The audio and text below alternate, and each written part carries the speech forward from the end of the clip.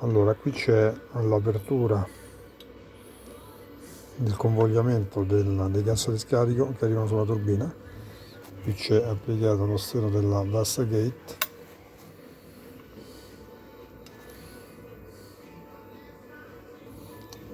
E notate come i gas di scarico purtroppo i residui carboniosi vanno quindi ad ostruire tutte queste zone che sono tra l'altro sensibili alla rotazione del turbo.